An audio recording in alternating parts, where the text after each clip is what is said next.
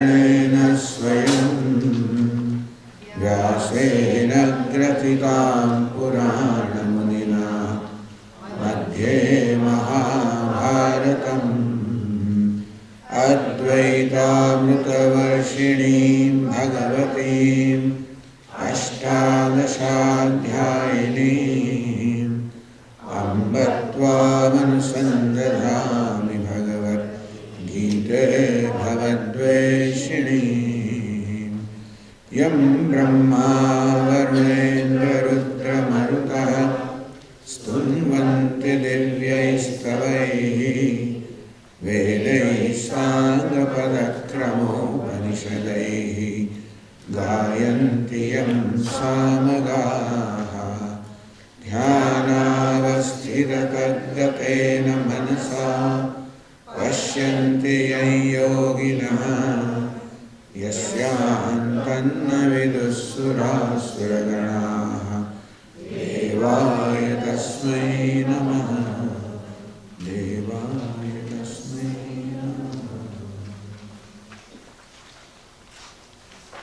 On the page 7, let us recite the first 3 verses. Shri Bhagavan Uvacha Abhayam Sattva Samshuddhi Jnana Yoga Vyavasthiti Dhanam Damascha Yajnascha Swadhyayastapa Arjavam Ahimsa Satyamakrodha Tyaga Shantirapayshunam Daya Bhuteshvalolutvam Mardavam Hrira Chapalam Tejaha Kshama Dhriti Shaucham Adroho Nati Manita Bhavanti Sampadam Daivim Abhijatasya Bharata.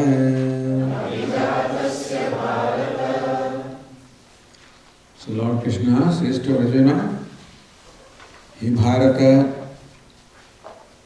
Bharata means the one who is born in the lineage of King Bharata, who was most well known as a valiant, courageous king. In fact, it is said by whose name India is called Bharata. So whenever Arjuna is addressed as Bharata, it shows the basic strength of character and determination, commitment that he inherits from this lineage. And sometimes our Bharata also is explained as Bhayam Rataha Bharataha, where the word Bha is explained as knowledge. Rataha, one who is devoted to the knowledge. In this case, knowledge would be the knowledge of the self, which is what Arjuna has asked for. Hey Bharata, Lord Krishna says, I am describing these virtues to you, which virtues are naturally inherited by some people as a result of the virtuous deeds which they may have done in many past lives. And each one of us has inherited these virtues in one measure or the other. At the same time, we also have the opposite virtues, opposite qualities. These are called the divine virtues, The opposite of them are called the demoniac virtues. That also we have. As we explained yesterday, as a result of these contradictory tendencies that we have, meaning that we possess within ourselves kindness as well as cruelty. We possess generosity as well as self-centeredness. We possess both of these contradictory characteristics, and whenever we are about to do something, both of these characteristics try to take control of ourselves, both the divine virtues as well as the demoniac tendency, and depends upon who wins at that time. Sometimes there is a conflict between my honesty and my greed. My honesty would require me to be truthful, declare what my income is, declare what it is, the dutiable goods I am carrying, etc. And the greed within me might prompt me to hide that, because there is greed, not naturally for money. So this greed and honesty, you find conflict between these opposite values. And depending upon which one is strong or powerful at that time, that's the one that wins the battle. Unfortunately, submitting to or being controlled by these demoniac values may appear to be profitable in short run, but invariably damaging in the long run. Whereas following a divine value such as honesty, truthfulness, non-violence is going to require a certain amount of courage and commitment on my part. A commitment that enables me to overcome the pressure of the demoniac tendency. The greed puts pressure on me.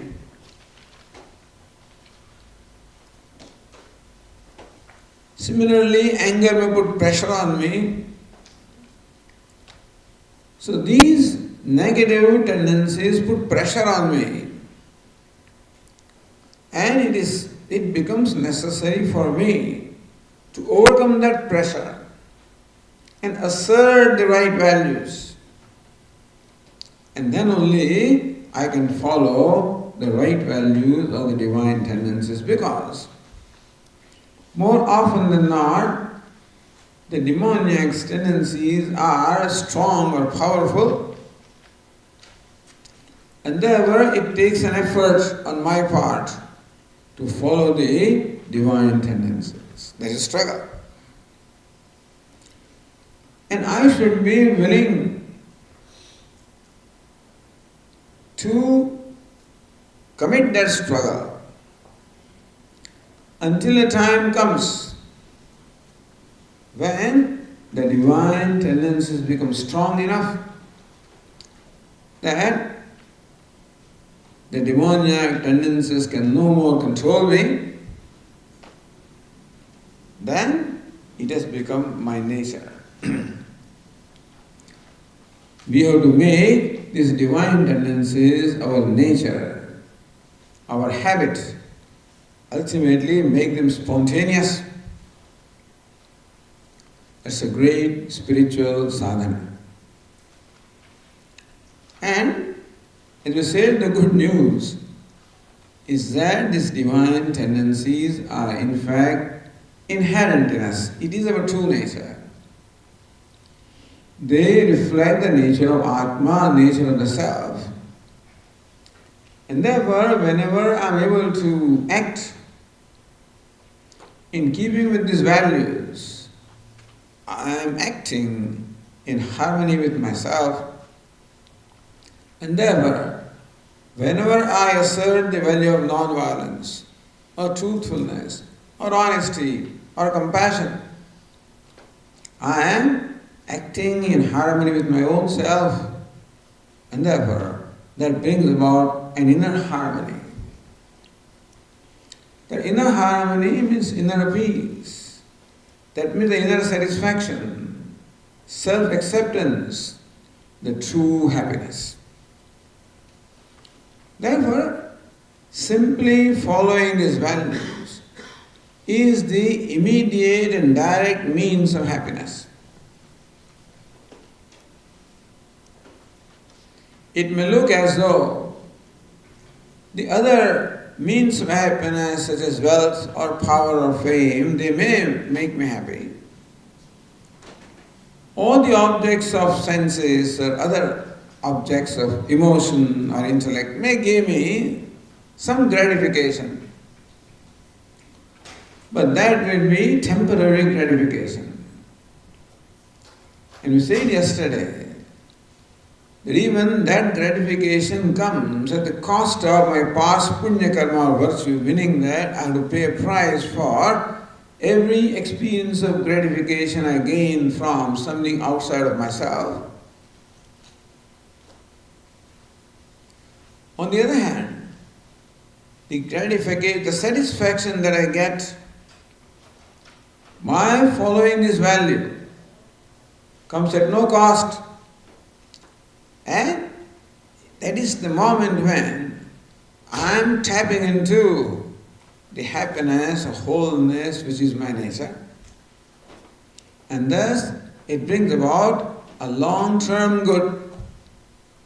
It may involve some struggle, maybe some pain, some self-sacrifice even.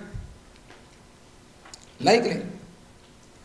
Because the demoniac tendencies are going to give fight.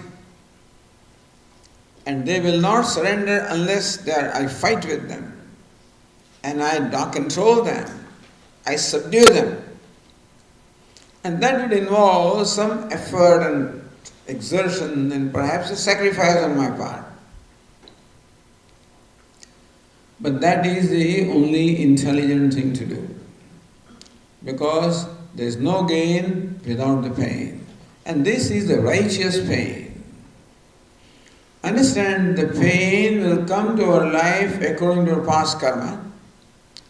Nobody can escape pain in life.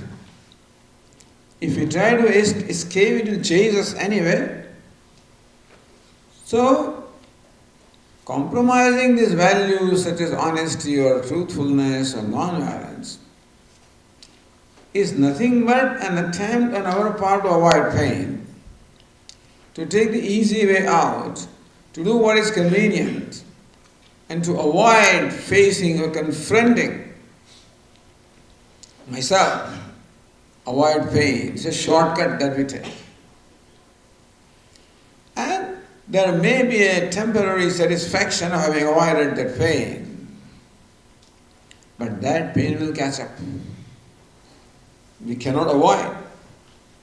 The simple example is the pain that I am required to take these days of waking up maybe 1 hour early and do some pranayama and breathing exercises, some yogasanas, some physical exercises which the body requires.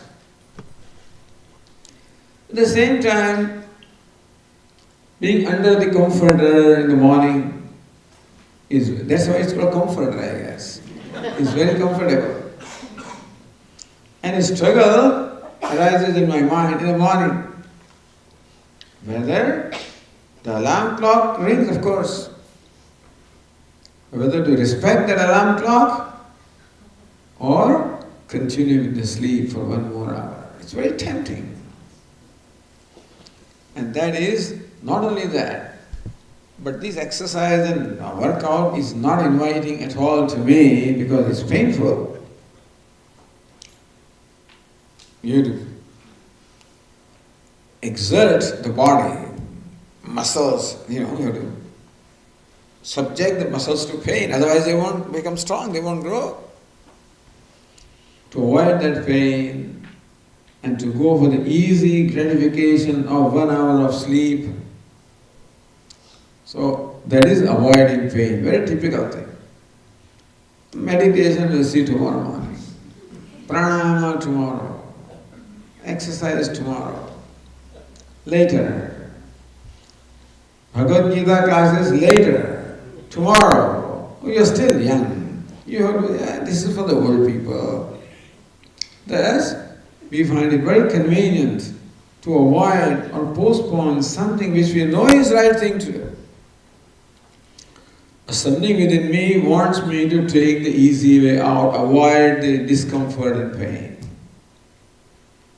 Until I grow to the age of 50, and then, since this body has never taken any trouble at all, now someday I try to lift something and something happens in my back.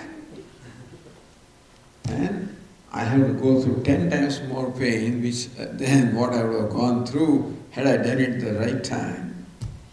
So pain will catch up with us. This is a simple example. So moral pain will catch up with us.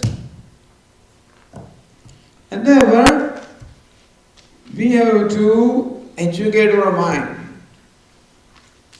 that avoiding pain is a wrong policy. We do not mean that you invite pain,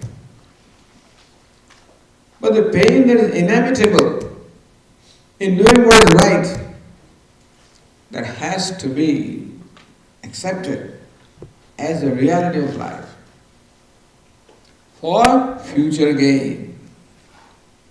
Pain in the present and gain in the future. A time will come when it will be easier and easier for us to follow these virtues. They'll become stronger than the demoniac tendencies. And someday they will become spontaneous to me.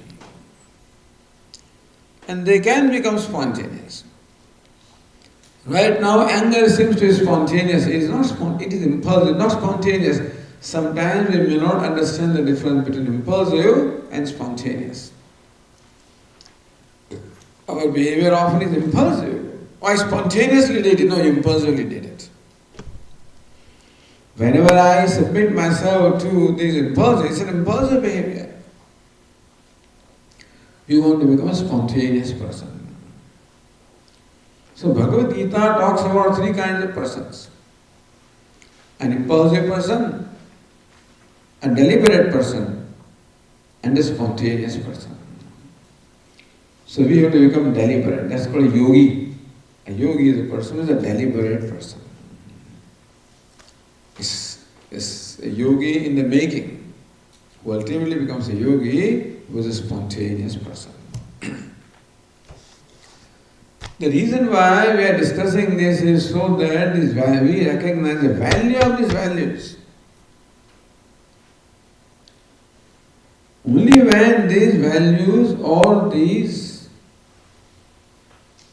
traits are important to me, when I realize that the only way to become truly happy in life is by following these values. There is no other way of becoming happy. And this is the only way of gaining true happiness, of which the source is my own self. And that whenever I follow these values, that I in fact do justice to my own self, I am acting in harmony with myself. And therefore, this is a way to live life. That is the purpose of human life. Human life is meant for moksha. That is the only purpose of human embodiment. As far as simply gratification is concerned, other embodiments are much more efficient than human embodiment. I'm sure the horses can run much faster.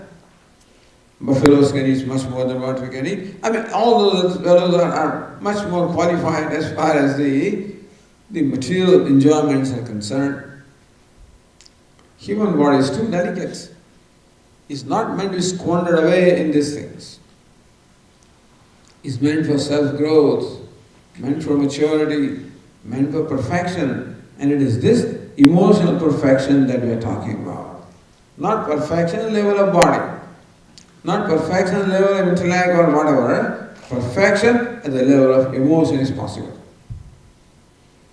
And that is what counts. I am as good as my emotions are. I am not as good as what my intellect is. I am not as good as what my body is. I am as good as my emotions are, because it is an emotional person that is always interacting, always doing things.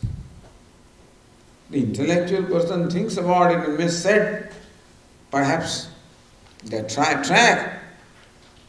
But the one who carry out is the emotional person. And therefore, it is that one. Of course, we need to also educate the intellectual person in ourselves with the right understanding which Vedanta gives us, of course, required.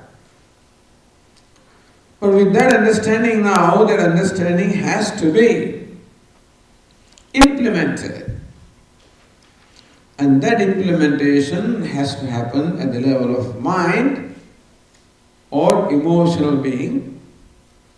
And that is where all these practices are required. It is to transform the emotional being from an impulsive to a spontaneous being. That's the second aspect of the spiritual sadhana or spiritual practice. First aspect is to expose our intelligence or intellect to this teaching and get the right understanding. The second aspect is to assimilate that understanding so that it becomes myself, it becomes my own being. That's called yoga. That process is called yoga. And Bhagavad Gita teaches karma yoga for that purpose, bhakti yoga for that purpose, and dhyana yoga for that purpose. So that these values they become slowly my nature. They become spontaneous. And to the extent that these values or traits are assimilated by me, to the extent that they reflect in my being and in my life, to that extent, I'm a happy person. I'm a successful person. That is a trait of a truly successful person. The world may define success in its own way. The world defines success based on what I have. But here, Bhagavad Gita defines success based on what I am. Because it is said that it is happiness that is key to success. Success is not the key to happiness. Happiness is key to success. If we understand all this, then only these values will become valuable to us. And then only we will be ready and willing to put up with whatever pain is required. Whatever sacrifice, now that's a big word, but whatever sacrifice is required. Sacrifice word doesn't have a very positive connotation. And it seems to involve some suppression, which doesn't have to be. Letting go, I should say. What we need to do is let go. Let go of what? Let go of those which are the causes of our unhappiness. Who does not want to let go of unhappiness? Sukha prapti, dukkha nivritti. Attainment of happiness and elimination of pain or dukkha is what is natural to us. So how will dukkha or unhappiness or sorrow go? When we remove the cause of sorrow. How will happiness come? When we acquire the means of happiness. So all these demoniac tendencies are cause of sorrow. I become sad as a result of anger. I become unhappy as there is of greed, anger, jealousy, cruelty. All of this make me an unhappy and a miserable person. On the other hand, the honesty, truthfulness, kindness, all of them make me a happy person, a person who is comfortable with himself, who enjoys a self-esteem, enjoys a self-respect. And therefore, what everybody is trying to do is, all kinds of workshops are there to how to get self-esteem. These are not the result of any techniques. They show techniques. Do this 3 times a day and all kinds of stuff. No techniques are possible. They won't work. There are no techniques and no shortcuts. If the fruit can become ripe not by any technique, not by any shortcut, by naturally allowing the ripening process. Then only there will be fragrance and they'll taste in the fruit and the sweetness. There are shortcuts of subjecting the fruit to various different gases and all the things they do, but then we know what the result is. So also a lot of techniques are told to us, and that will be something similar to that. We have to allow our mind, allow it to be subjected to the ripening process, and this is a ripening process. And just as when the mango ripens, how the sweetness, the fragrance, the tenderness, the beauty, how all of them become evident, which were there in the raw mango, all those things are not evident. The raw mango may taste a bit sour, it is hard, doesn't have any great fragrance. Allow it to ripen, and then there is the sweetness, fragrance, beautiful color.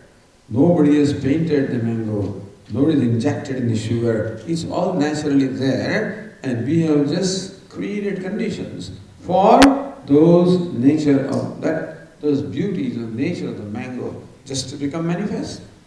And that's how we are. As I said yesterday, we are divine by nature. But we have to facilitate the divinity to express from ourselves. And that is a little hard work in terms of following these traits, what we call the Devi Sampat, or the divine traits that are stated here. Lord Krishna is never tired of saying this, he said it in a number of places. Not the first time that we are discussing this. We have discussed it in the past also in 13th chapter. 2nd chapter, 13th chapter. In other chapters also, whenever opportunity comes, but here Lord Krishna gives a more detailed list. So yesterday we talked about Abhayam, fearlessness. Sattva samshuddhi, purification of mind.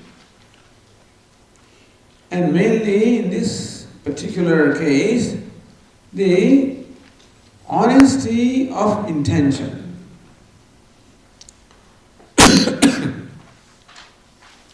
Explaining this value, says Shankaracharya, that freedom from fraud, from cheating, trickery. So we do that. Again, out of fear, out of insecurity, out of greed, it is possible that we may manipulate. We may take advantage of others. All of these are the dishonesty of intention. Honesty of intention. That I am truthful, I am honest, that I do not hide what is. It is not that I have to necessarily announce what is inside me, but certainly I will not express myself as different from what I am. If I choose to say what I have to say, then it will be honest. I have a choice of not saying anything. But if I choose to say, it will have to be honest. Then only slowly the dishonesty which has sort of creeped into my mind because of the ignorance, insecurity is will have to be driven out. They will not go on their own, we will drive them out. Jnana Yoga Vyavastha, the value of putting into practice whatever it that we learn. When we listen to Vedanta, such as Bhagavad Gita and other texts, we understand the realities of life, we understand what is the right thing to do, and that understanding has to be put into practice. That's called yoga. Jnana Yoga Vyavasthiti. Not simply satisfied in understanding what Vedanta teaches, which is a great thing,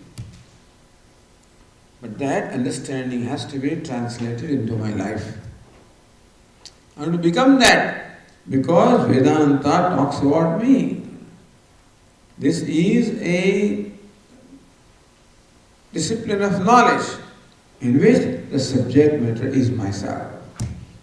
When I study physics, I don't want to put anything into my practice in my life. Physics and chemistry are not meant for me to live. They're meant for me to use for a variety of purposes, to live my life. But here, Vedanta teaches who I am. The I of this is the subject matter of Vedanta, and therefore, what we learn here is we should have a value of putting that into practice, living up to that. That's called yoga. So jnanam, understanding at the level of intellect, yoga, assimilating and putting that into practice by transforming that emotional being. Vyavasthiti, a persistence in that. Now we proceed with the further description. Second line of the first verse is Dhanam, next value. And you see in your book also the word by word translation. Dhanam means charity. It's a very well known word, charity. So charity also is a virtue. Dhanam.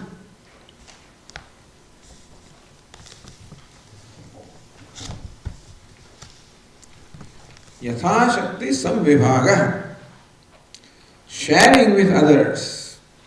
Yatha Shakti, in keeping with my capacity. That by God's grace, I have been given certain resources, of which money or wealth is a primary resource. There are other things also that I can share. But usually, dhanam or charity refers to sharing my wealth.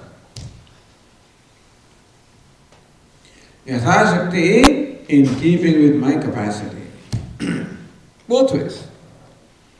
That I have $1 million and I give somebody $5, that also is not right. Now, $100 in my pocket, I give $95, that also is not right. Meaning Yatha Shakti. As a result of giving something to somebody, I should not myself become a pauper. And then I need help of somebody. That also is not right. Nor, I am so chintzy and that I can't part with anything. This dhanam or charity basically is a value to overcome my inability to give, my inability to part with what I have. I hold on to what I have so dearly, and I derive a sense of security and satisfaction from my wealth and possessions. That when I have to part with them, I feel I am parting with my own self as though. It is usually an insecure self that raises its head and says, don't give. What will happen to you? And for not giving to somebody, my mind also will find different justifications. I think he is a fraud. I think he doesn't deserve it. I think he is not a right person to give. Mind also comes up with justifications of why I should not give. I'm not saying that giving should be to anybody and anybody at any time. That's not the point. The next verse, next chapter, 17th chapter, will explore it in greater detail. But deshe, kale, cha, patre, cha. At the right place, the right time, to the right person. Sharing what I have. Some vibhaga, a division, meaning that I give a part of what I have to that person who is deserving, more deserving than myself, in more greater need than I am. And if I feel that I have sufficient or more than what I need, then I part with it. But I never feel that I have more than what I need. I always feel that I don't have enough. Most people feel that way. Then a value of giving anyway. So, danena adanam tara. Setum Sava Swami was very fond of quoting this. Setum stara, setum stara, setum stara. May you cross these obstacles, cross these obstacles, cross these obstacles in your life. The obstacle that krodha is one, anger is one obstacle. Lack of shraddha or the faith is another obstacle. And adhanam, inability to part with something, inability to give is also a great obstacle in our mind. It is an obstacle that comes in the way of my happiness. What is meant by moksha is nothing but happiness. What is important to me is happiness. And when we talk of obstacles, they are all obstacles to happiness. Meaning that the scriptures prescribe dhanam or charity as a means of happiness. Not that I am obliging somebody by in fact giving something, but in fact I look upon that as my privilege that I have an opportunity and also a possibility to give. So dhanam, charity, sharing or parting with those who are needy is also a great value in life. In all cultures it is there, and India it has been a great value, dhanam. Yajna dana tavah karma natyajyam. The Lord Krishna says, these three things should never give up. Yajna meaning worship of devatas, dhanam the charity, and tava austerity. That must become a part of our life. So dhanam also is the divine virtue. Next is damaha. What is damaha? Sense control. Damaha is the control of our sense organs. We have these 5 organs of perception and 5 organs of action. We know what they are. Organs of perception are fact of seeing, hearing, tasting, touching, smelling. And organs of actions are speech, hands, legs. A mastery over them, a control over them. So the value of being a self-controlled person. Speech. I must have a control over my speech. That it is I who decides whether to speak or not, and not my mind decides whether to speak or not. Sometimes we are compulsive speakers, we just cannot control. I will say something. And when some 2 other persons are discussing them, we will just interrupt him. There is so much inside that he wants to say something. I know. That impulse to say. We cannot contain our impulse of expressing something, saying something, whether it is right, wrong, or even required. So this is one organ. Speech is one organ. If we start with that, we will slowly gain control over other organs also. Damahas, self-control, in the word of Swami, an organized person. Yukta ahar viharasya, yukta cheshtasya karmasu. An alertness, a sense of proportion, a moderation in everything that we do. ahara in food, vihara in movement. Yukta chestasya karmas. In every activity that I perform, there must be an alertness, not mechanicalness. Many of our activities are performed mechanically when we are not in control. It just takes place. Things should not take place. I am given what is kartrutvam, a sense of doership. And therefore, my sense of doership should reflect in everything that I do. Everything must be a deliberate action. No mechanical action, no impulsive action, a deliberate action. Hands also do what I want them to do, legs do what I want them to do, speech does what I want them to do. Eyes see what I want them to see. Well, that's always so, not always so. I say, if somebody happens to stand up in the front row, for whatever reason decides to leave the class, it's interesting to watch everybody in the audience, most people, they will escort that person all the way to the door. Just curiosity. We don't even know that we are doing this. Somebody behind me is talking right away. Even though Swami, such a loud voice is there, but still I'll overlook that and I will listen to what's happening behind. So ears sometimes do what they want to do, eyes see what they want to see, our sense organs do what they want to do when we are not alert. And that's being alert. About all my activities, the level of organs of perception and organs of action. That's called Dhammaha, being a person of disciplined person, self-discipline, self-control. We are not talking about a stressful person of control, they're not that way. A value for being in charge. If we want to be controlled, first let us be in control of ourselves. We want to control other people, usually. Let us be in control of our own self. And that will give us a sense of worthiness. I feel I'm worthy. Each one of these values creates in me a sense of self-worth. When I'm able to speak what is right, then I feel worthy in my own perception. And that's the most important. What is most important for me is my perception of myself.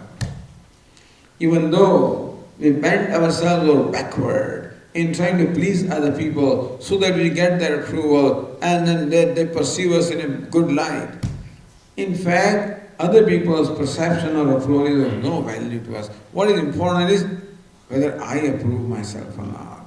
What is my perception of myself? If I am seeking your approval, that is also because that becomes the basis for me to approve myself. Since I am not to approve myself as I am seeking your approval. Then I think I must be all right. What matters is my perception of myself, my approval of myself. Swami, I am approving myself. You cannot will that approval. It has to happen. And when will it happen? When I can overcome my tendency of greed and act in an honest manner, when I overcome the tendency of being cruel and act in a kind manner, meaning that when I deliberately assert these values and act according to them, then I know that I have done something which is right and something that is good, because that requires courage to do, inner strength to do. Meaning that practicing these values is conducive to cultivating inner strength, a self-worth, a self-esteem. And that goes a long way in making us even successful people in our worldly life. So dhanam, dhammaha, a person having self-control, control over organs of perception, control over organs of action. Yajnascha, next is yajna. Yajna is a ritual. This comes from the Vedic times. Lord Krishna is saying this to Arjuna at a time when yajna Or the fire rituals were very common, where in fact something that was enjoined or prescribed for everybody to be done every day. What is yajna? Is a ritual in which fire is kindled in an altar and devatas or gods are invoked in that fire with the help of the recital of mantras, and offerings are made to that devata. Now he obtains before me in the form of that fire. Is not fire, is a devata who is there in front of me. So when I make an offering of a material in that fire, in fact I am making an offering to devata. Devata means Ishvara or God in different manifestations. So this was the Vedic way of worshipping God, worshipping Ishvara, where Ishvara or God is looked upon as a manifest universe, and the devatas are those who are controlling the various phenomena of this universe. Every devata is like an appointed officer of the government who has some jurisdiction and has some powers, and thus Indra, Varuna, Yama, these devatas are there, the Vedic gods, and worshipping Ishvara or God was worshipping God in the form of these devatas, and therefore it was a daily practice of the people in the Vedic times to perform these fire rituals as an act of worship. Now today that is no more there. We are not performing fire rituals. But what this means is that yajna, meaning the worship of Ishvara, worship of God, must be there in everybody's life as a daily routine. Worship in one form or the other. And as you know very well, in Hindu tradition, so many devatas are Ishvara, in fact, can be worshipped in many, many forms and names. And there is a method of worshipping every devata, whether it is Krishna, Rama, Shiva, Ganapati, Devi, etc. Performing that worship will be called yajna, meaning that worship of Ishvara, worship of God in whichever form depends upon your upbringing, your culture. It doesn't matter in what manner the worship is performed, but there should be worship of Ishvara in our life, in our daily life. There must be prayer. If you are not, Swami, I don't like this rituals, and some people have some allergy about rituals, but prayers, whatever form you like. If you are not comfortable with this physical offering, etc., do it mentally. Perform prayers. I don't know Sanskrit, doesn't matter. Perform prayer in any language. I don't know anything. You just repeat your words, your feelings. So prayer must be prayer, and even puja in terms of offering also must become a part of our life. To invoke the grace of Ishvara, which is what we very much need, because in our life there should be a combination of self-effort as well as the favor or grace of Ishvara. That's called Daivam. To invoke the grace of Ishvara is the act of worship. So Dhanam, Damascha, Yajnascha, Swadhyaya. Again, Swadhyaya, those days meant the recital of Veda. That was also a duty of everybody. Everybody was every day required to recite the Veda. And in this student stage of life, this person went to the Gurukulam and lived with the teacher for a number of years and studied the recital of Vedas from the teacher. And teacher also teaches the meaning of those passages, and teaches also how to put those things into practice. But it's important that what we studied must be retained. We should not forget. So we studied the recital of the Vedas from the teacher over a period of maybe 12 years. It becomes duty of every individual to retain that, and the everyday regular recital of Vedas must be there. Again, we don't have that these days. We don't know any Vedas. We have not gone to any Gurukulam. We have not studied Vedas. So let us say Vedas are nothing but hymns in praise of the different devatas. So let there be also prayers in our life again. We must chant something, recite something, some holy or passages in any language that you like. That is singing the praise of the Lord in whichever language. So by Veda here we can interpret a recital of hymns or other prayers which are the glorification of Ishvara. So that recital also should be there as a daily routine. Then Swami, when will I go to office? When will I go to work? Do this? No. Unfortunately, or for whatever it is, we have managed to crowd our day with such these activities that we can all justify there is no time. No time for prayers, no time for puja, no time for classes, no time for anything. Swamiji, I am busy from morning till evening.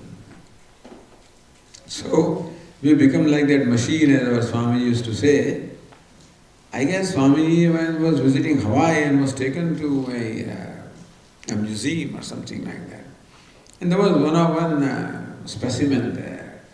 There was a robot and a mechanical man, and you put a coin and you would do all kinds of movement that a human being may do, like hammering and paddling and all kinds of things you would do for maybe 1 minute or something like that. And $1.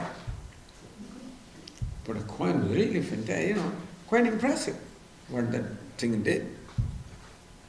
At the end of the 1 minute, it then stopped. So Swamiji being what he is, I know how his mind works some different way.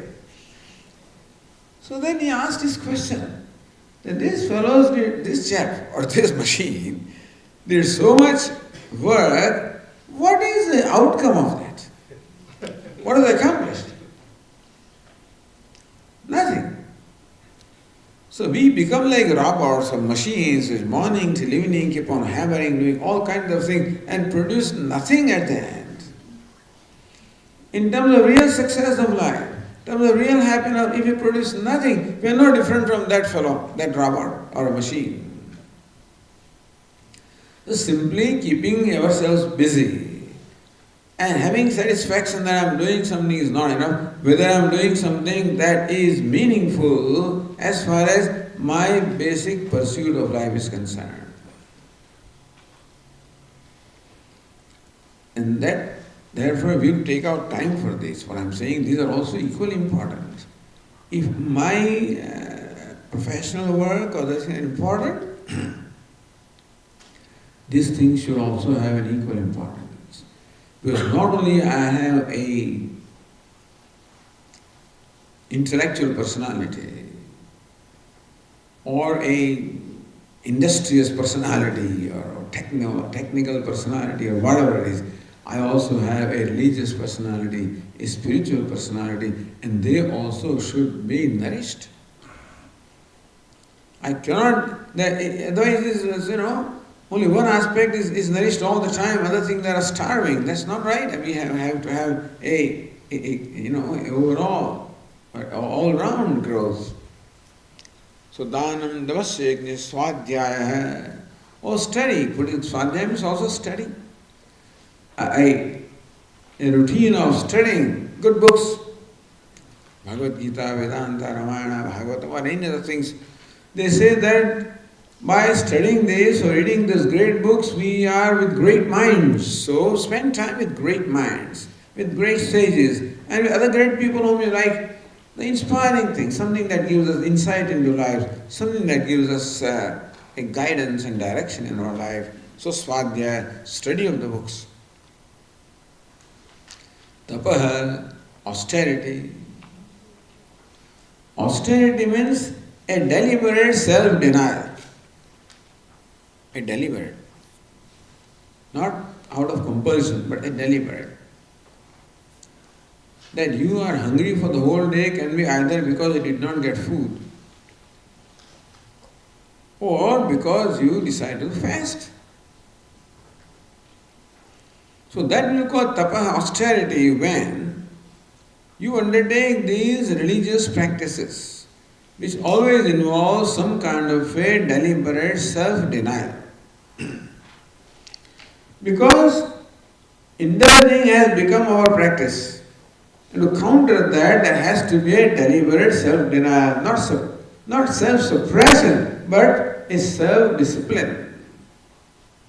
Swami, you are hungry. If you don't eat, is it not suppressing? It may be suppressing if I do it out of helplessness. If I do it out of value, willingly, then it is called discipline. So whenever I do something willingly, out of understanding, it becomes a spiritual discipline. Otherwise, it becomes suppression. True? So austerity also must be valued. What is austerity? Minimum consumption. Minimize the consumption. We are consumers, all right, and we need to consume also in order to survive, in order to sustain the body. But let's see where we can cut corners and minimize consumption.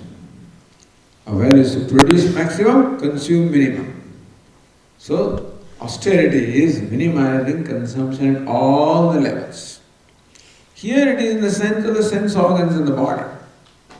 The deliberate denial at the level of the body, at the level of sense organs. Fasting is one of the things, but there are many, many kinds of austerities which are also quite well known in all the cultures. Every culture is own kind, but Hinduism has lots of austerities. Fasting is one of the most important ones. But people undertake so many other kinds of vows. And I shudder sometimes even hearing about them, let alone watching them. You know, there is a practice of circumambulation of some holy sites, holy mountains. If you go to Tiruvannamalai, there is the Arunachalam and people, that's a 14 kilometer going around. Go to Vrindavan, there is a Mount Govardhan, people circumambulate. And there are so many such places. We do that, take 6 hours, 8 hours, bare feet of course you should do, ideally. That is all right. You know what people do? People prostrate. So how does he go around the mountain? By prostrating. You can imagine, 22 kilometers if you go around like that, will take a month. And I saw somebody should send me a video where this person does 108 times at one place and then goes ahead. I don't know what kind of a mind it requires. I'm just giving you examples of, I'm not suggesting, but austerities.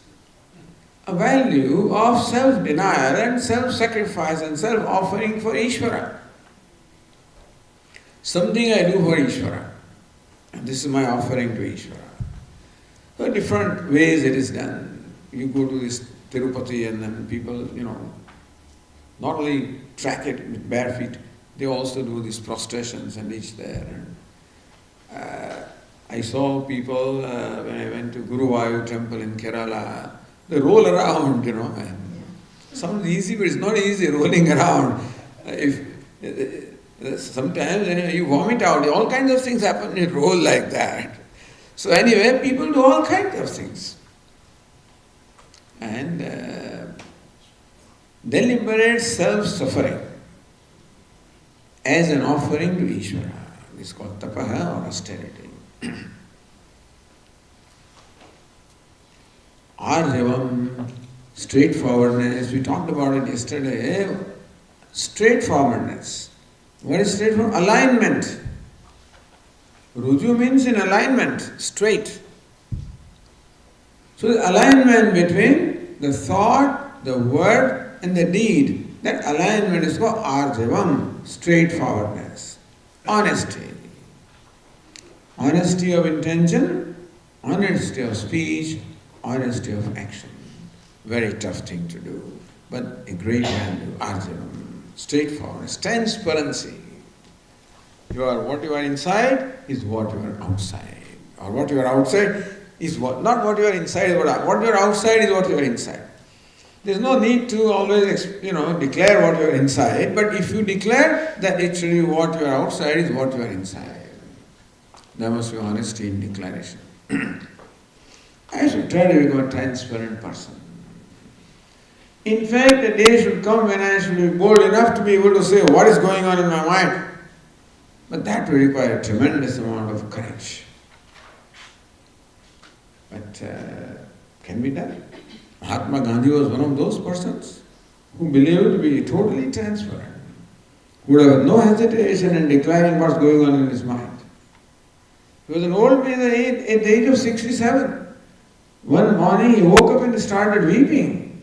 He said, you know something, in the dream this is what I found myself doing. He declared that. So that is called honesty of intention or transparency. I am not suggesting that kind of a thing, but here we are. One Mahatma used to say, Akhandanandji, that even the two spouses are never honest with each other. One doesn't tell everything to the other, because then this marriage would not survive for a day also, perhaps, because everything that's in your mind. And so, that is very difficult. But at the same time, there should be a value of being a transparent. Then you are a simple person. Nothing to hide. What you are outside is what you are inside. That means there is no conflict at all. When there is alignment and harmony within my mind, that is happiness. Happiness, what is happiness? It's nothing but this inner harmony. And therefore the straightforwardness, a value of doing my action in alignment with my words in alignment with my thoughts. Today we will say that what we say is honest.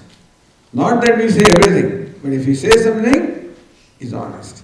Not that we do everything. If we do something, it's honest. Hopefully a day will come that what is all inside is all outside. But you have to become sthita prajna for that. Because he is totally free. Prajahati yada kaman, one who is free from all desires, expectations, demands, needs. And then he is totally inside, outside, it's all the same. You can imagine a state. You can imagine a situation in mind, how would you be if you were like this? That is the greatest accomplishment in life. And most worthy accomplishment. Because at every step you gain freedom. You gain inner freedom. That is the real freedom. Freedom from our own tendencies. Swadhyaya, tapaha, arjavam. Let us read the second verse again.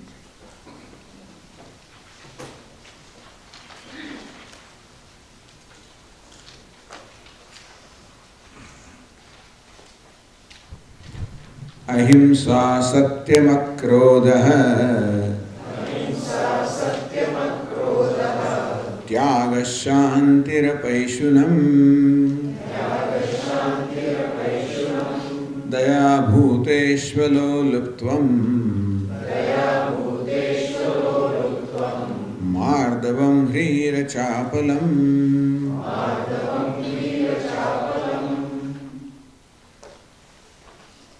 Ahimsa, in fact, the primary value should have been first, but Lord Krishna said Abhayam is the first value. Lord Krishna has chosen Abhayam, fearlessness, first value. But anyway, fearlessness comes to the extent that these values are assimilated by us. All these values will slowly make us fearless. More self-accepting I am, more fearless I am. I all fear ultimately from my own self. Because there is self which is not acceptable to me, as there is an alignment between myself, as a harmony within myself, there is also a comfort with myself and therefore less and less fear. So you can say that all of these values ultimately culminated in fearlessness. In fact, the Upanishad also describes a wise person, a fearless person, abhayam pratishtham vindate. So one place where a wise person is described is abhayam pratishtham vindate, one who gains an abidance and fearlessness. So Lord Krishna chose fearlessness as a primary value. Elsewhere, ahimsa in the Yoga Shastra, ahimsa or non-violence is chosen as a primary value. And ahimsa or non-violence is a very simple basis. In as much as I do not want to be hurt by anybody, my primary expectation from you is that you should not hurt me. Either at the physical level or the emotional level. I do not want to be hurt. That's what I expect from you, and I know that that is what you expect from me also. And therefore, I try to live up to my expectation, that I also live up to that value for which I have expectation from you, meaning that I should not do unto you what I do not want you to do to me. That would be non-violence. Not hurting, a value for not hurting any creature. Basically, violence comes with living beings, a value of not hurting any living being. And let us say to begin with, not hurting human beings. Even to begin with, not hurting our spouse, begin from there. That charity begins at home. So let us start from there, not hurting our spouse, because that's where the most hurt takes place. The closer a person is, that more and more hurt is likely to take place. If not physically, I guess we are more decent nowadays, but at least verbal assault is there, or emotional or mental assault can take place, and therefore a value of not hurting.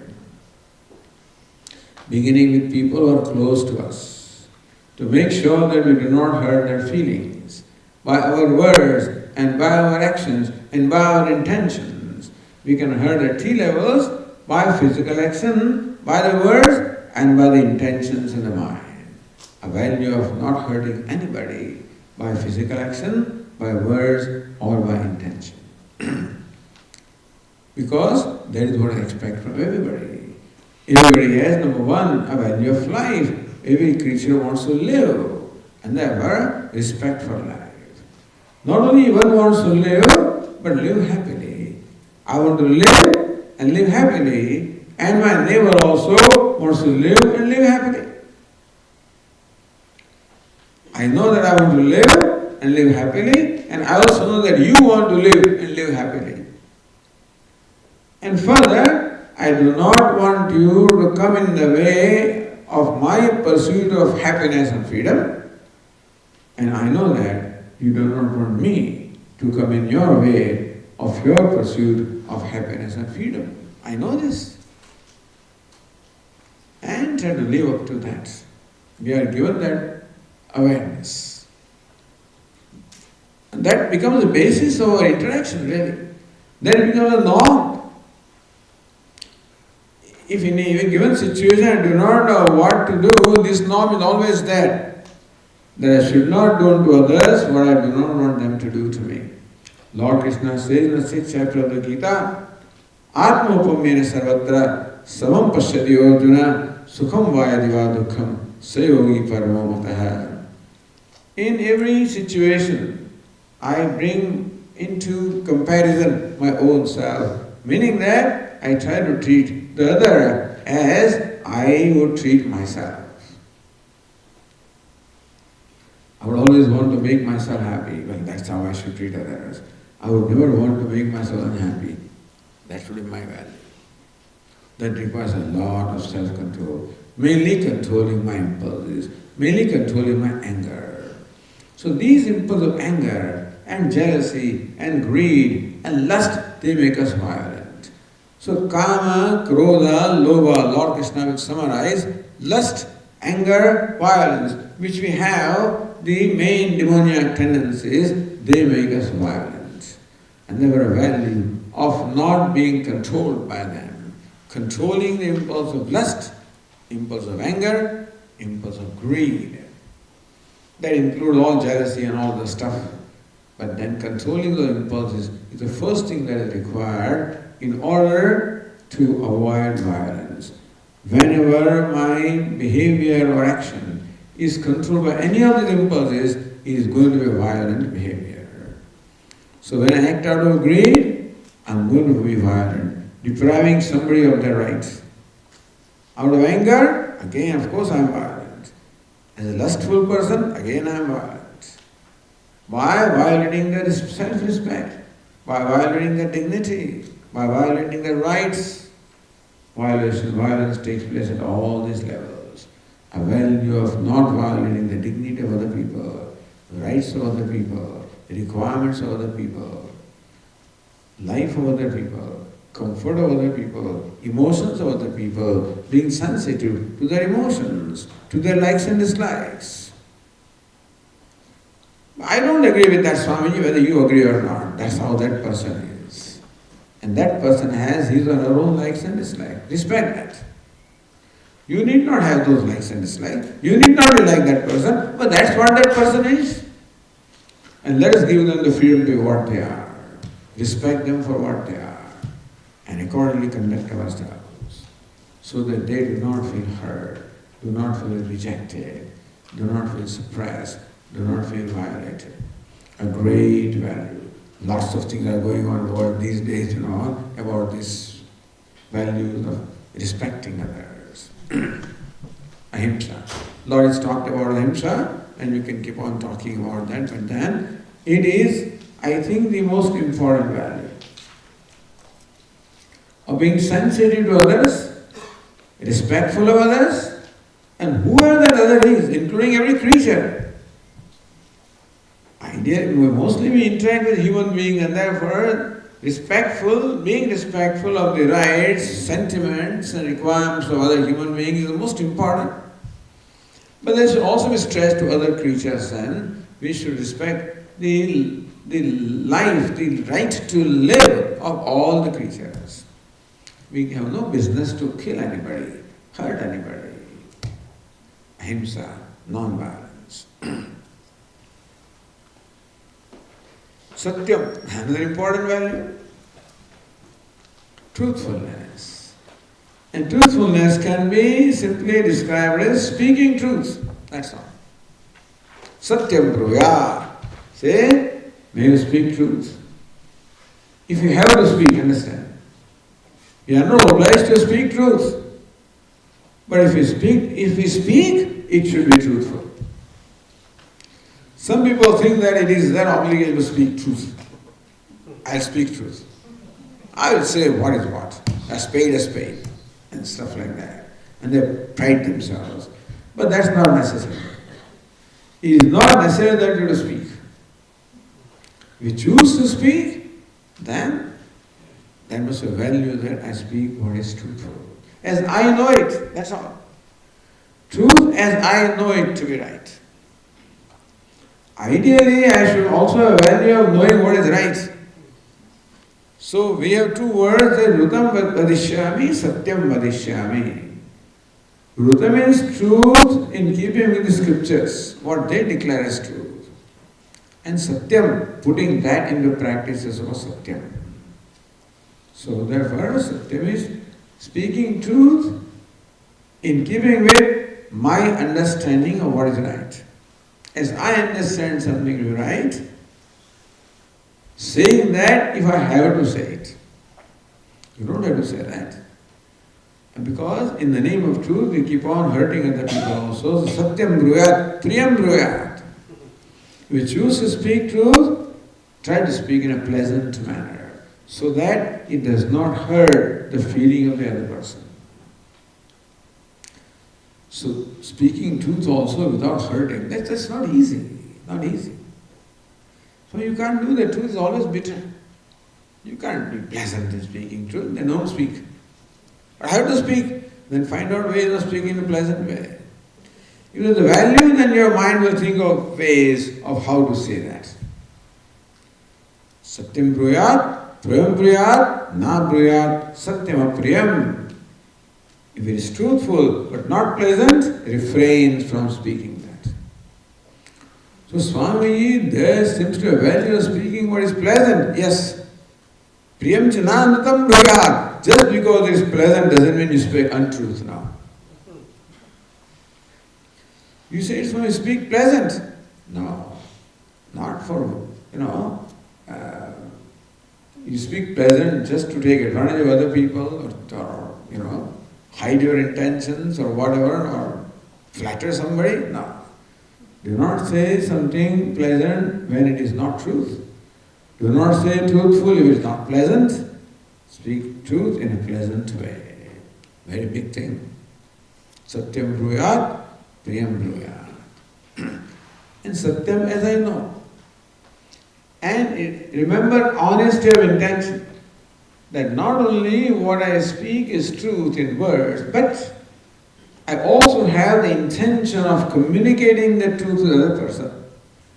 And therefore, I should speak the truth in such a manner that the other person understands it as I understand it.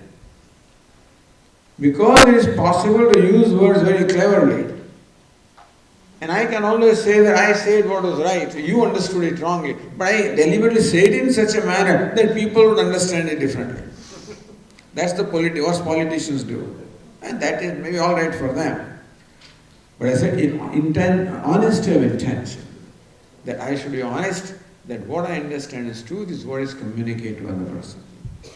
Satyam, ahimsa satyam, akrodha. Absence of anger. Absence of anger is a big thing. Here, that will come later. Akrodha. Parehi akrustasya abhiyatasya cha va praptasya krodasya upashamanam. The diffusing the anger. Akrodha, diffusing the anger. Meaning that if anger arises in our mind, a value of not allowing that anger to be expressed in my words or my deeds. When anger arises in my mind, a value of not allowing that anger to control my words or control my behavior. Meaning that an ability to contain that impulse of anger within myself will be called akrodha. We will shoot for a situation where anger does not arise. That's very great. Right now anger arises. What should I do? Lord Krishna said in the 5th chapter, Shaknoti havaya sodum prak sharira vimokshanat Kama krododbhavam vegam sayuktasya sukhi naraha. Lord Krishna says that a person who is able to contain the impulse of kama and krodha, lust and anger and greed within himself or herself, that the impulse is arising or is arising, a value of containing it within myself and not allowing it to express in my words or deeds, that is a great value. Lord Krishna says he is a yogi. Sayuktasya sukhi naraha. He is a yogi and a happy person. So akrodha, a value of resolving or diffusing anger in my own mind. Not only not allowing anger to control me, but when anger arises in my mind, by pratipaksha bhavana, by a tendency which is opposite to that, diffusing the anger, neutralizing the anger. Akrodha. Lord Krishna knows that anger is a very common stuff for everybody. Each one of us has anger in one measure or the other. And that is all product of ignorance anyway. It's better not that I do not blame myself for anger that I have, because I have not created it. I should have value of becoming free from that control of anger. For that I should understand anger. What causes anger? I will find an opportunity to talk about later on, hopefully we will have time, but when anger arises, by pratipakshibhana, by the opposite tendency, to neutralize it. Let me tell you simple. When anger arises, replace it by kshama or forgiveness or compassion. So compassion is the opposite of anger. Anger arises because of my intolerance. I cannot tolerate a person. I cannot tolerate somebody's behavior, somebody's action. Maybe somebody has done something which justifies my anger, but I have a value of not being angry. So right away bring about in mind a compassion for that person, forgiveness of that person, large-heartedness, accommodation of that person. That is what the person is okay. Just it doesn't matter, accommodate. Be large-hearted. Be compassionate.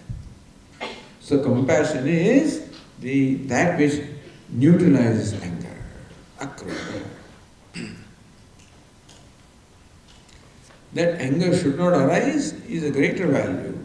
If anger has arisen, not being controlled by anger is also a great value.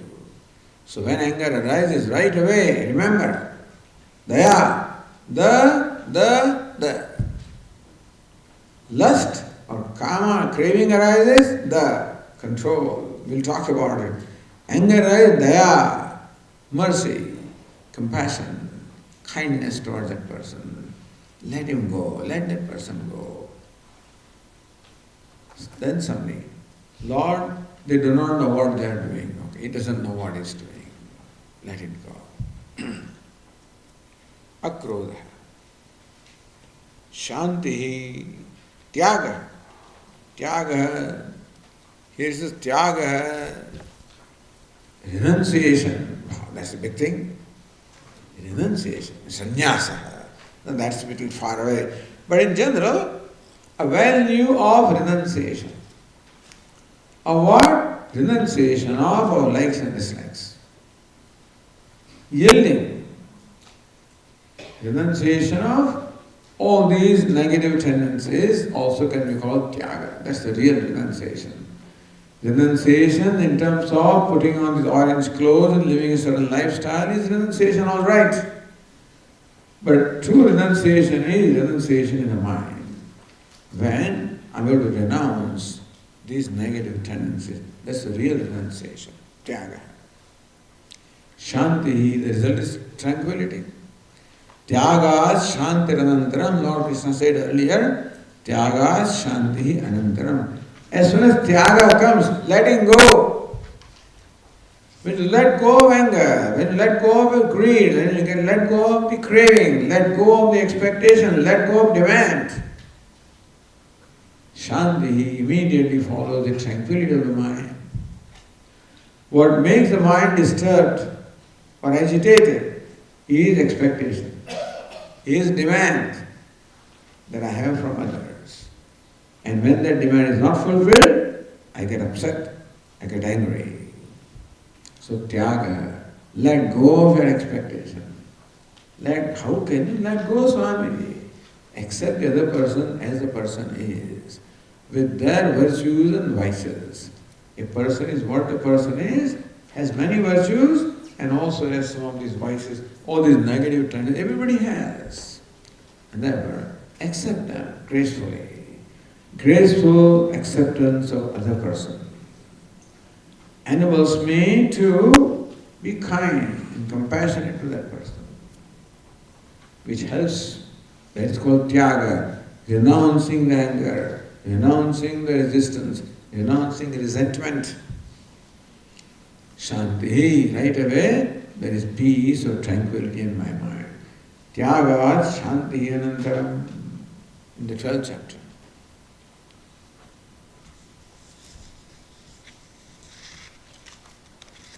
And we'll talk about one more. Apaishunam. Next page.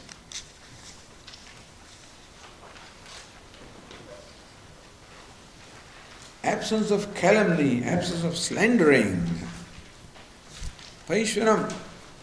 You know Paishwanam, how is it described there? Parasmai pararandra prakati karanam Paishwanam. Sanskrit word is Paishwanam. It is translated as exposing the defects of other before somebody else. Exposing defect of one before the other. Meaning that I talk to a third person, something about you. You know this fellow? And therefore this is called not only gossiping, but in fact trying to expose and pull down other people in the eyes of this third person. So this is a very favorite pastime of human beings, of criticizing one person in absence of that person before somebody else. We enjoy that. So we take a third person. Trump is of course very common nowadays. What do you think of Trump? And this is nice to talk about. That's all right. In absence of Trump, you do that. But we do that for many other people. We enjoy in fact talking about the shortcomings and the limitations, defects of other people, exposing them to others. Exposing the shortcomings, the defects of one person before the other. That's called Paishwanam. Parasmai pararandra prakadika. Parasmai to somebody else. Randra means chidra. That means the defect. Sometimes we have all those defects in how we are covering our body. Because we do not want to expose our defects. Similarly, we cover our mind also. We don't want to cover our defects, which is fine. But a value of covering other person's defect must be there. A value of covering the defects of other person. In that, I'll just tell you how Sanskrit and Tulsidas also quotes this. He compares the saints with cotton. I may have said this earlier also. Sant or saints are compared to cotton. This cotton is first of all grows in the farm. From there it is plucked, and then you subject it to so many processes. The shell is split, and the cotton, is removed, and then you cord the cotton. And then after cording, you make yarn out of that. After yarn, you weave that into a cloth. After cloth, again you cut it in order to make a garment. And then again you color it, and you starch it, and you press it. In all the stages, this poor cotton goes through a lot of pain. Life of cotton is full of pain. You see, at every stage. What does it do? It becomes a garment and covers all the defects of people. That's what cotton. This is what the saints do. That they themselves go through a lot of pain to cover the limitations and the shortcomings of other people. Never look at the defects of others as best as you can. Look at the virtues of others. So you have to cultivate this value of overlooking the shortcomings and defects of others, and rather emphasize. If you want to really talk about somebody else, you talk about the virtues of that person, not the defects or limitations or shortcomings. But we enjoy talking about shortcomings because we find them solace in that I'm better than that person. In some way I'm trying to prove myself that I'm all right or I'm better. And there were particularly people who are well known and well regarded, talking about them, and that virtue or shortcoming is even greater pastime. Your Swami and so and so, He knows very well he's my guru, and he's what? I know him. All kinds of stuff that the people talk about and get a satisfaction of hurting me, number one, and exposing. That shows what is shallowness at the same time, not only immaturity and shallowness, but shows distorted personality. And the value of number one, not exposing the blemishes of other people. Like the cotton covers my blemishes, so also we should become like that cotton. If necessary, undergo pain to hide or protect other people. Hide their blemishes. And if you want, bring out their virtues. It's a great habit to bring out the virtues of others. This is how we will learn, how we will be inspired, and how we will also be an incentive to cultivate those virtues in ourselves. So, Apaishwaram, refraining from exposing the randhra, the shortcomings, the defects, the blemishes of other people in front of others. In absence of this is called Apaishwaram. We'll continue tomorrow. Om Purnamada Purnamidam Purnat Purnamudachyate Purnasya Purnamadaya Purnameva Vashishyate.